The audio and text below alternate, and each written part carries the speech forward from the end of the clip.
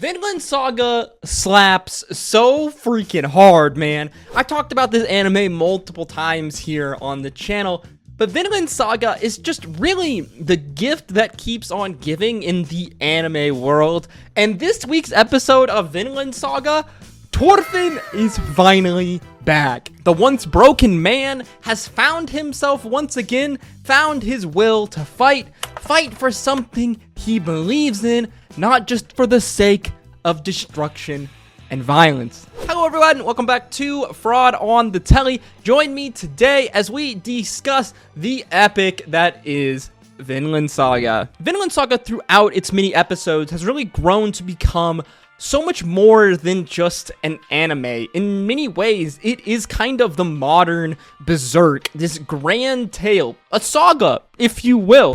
The story of a young man's torment, his lust for revenge, driving him to the brink of madness until finally he snaps, forcing himself to come to terms with the horrible evil that he's committed throughout his life while he looks to try to move forward, to create a world with no violence and no war. This anime, this story, is incredibly deep.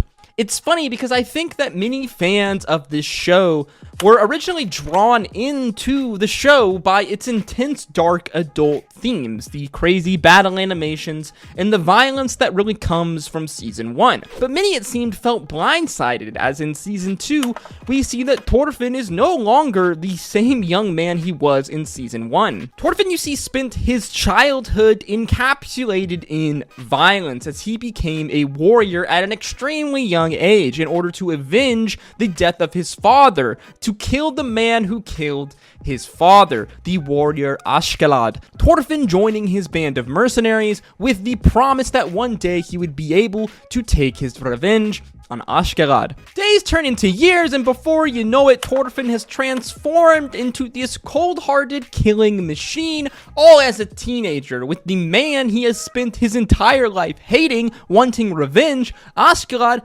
becoming a sort of father figure for him, almost replacing the man that Askeladd killed. After Askeladd's death at the end of Season 1, Thorfinn's mind is completely shattered as his entire life's goal was taken away from him in a swift second. The weight of the many lives he has took over his lifespan begins to take its toll on his young mind, as he suddenly comes to the realization that his life of violence, the life of violence that he has lived, was all for nothing. Years pass as we enter into Season 2. Thorfinn has been sold into servitude on Ketil's farm, where we see that Thorfinn's no longer the same young man that we saw in Season 1. His spirit is broken. Every night, the young man is tormented by nightmares. In his dreams, in his nightmares, he sees he is tormented by the many people that he has killed. You see, Thorfinn lives in a society in a time period where violence and war are worshipped.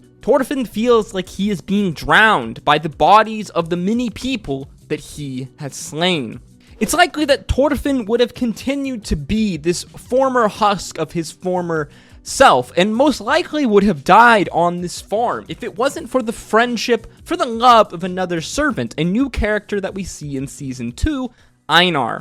Through Einar, Thorfinn begins to reevaluate the world, seeing the possibility of a better life. A life where he and his friends and his loved ones are no longer servants. A life where they can be at peace. A life away from violence. A life with potentially no war. As I said earlier, Thorfinn has been tormented by these nightmares, by dreams of the many people that he has killed throughout his young life.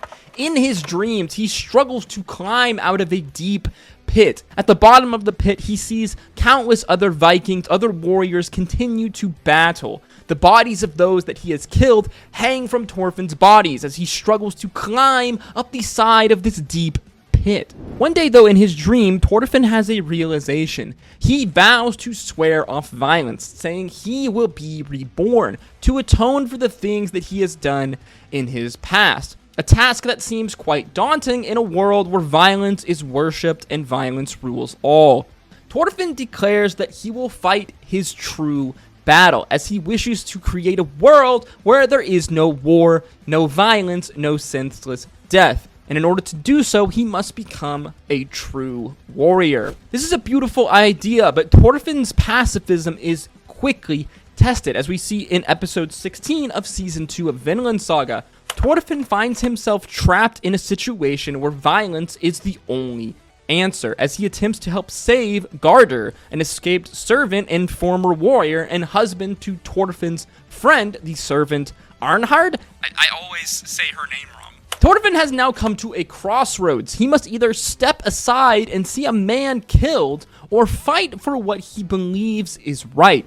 It's then, for the first time in the entirety of season 2, that we, the audience, finally see this glimpse of the old Thorfinn, the unwavering, unyielding, killing machine, as he stands in his signature fighting pose, his fighting stance, facing down the warrior snake, and our episode ends. This show is just amazing. The story has so many complex layers and this complex depth to it. This is why a lot of times you'll hear me call Vinland Saga the modern day Berserk. Because just like Berserk, Vinland Saga looks to convey a deep message, but it does so through its intense dark themes and violence. In many ways, Vinland Saga is a story about human nature. As much as we'd like to think that our society has changed from the medieval times of the Vikings that Vinland Saga depicts, humans very much still depend on violence.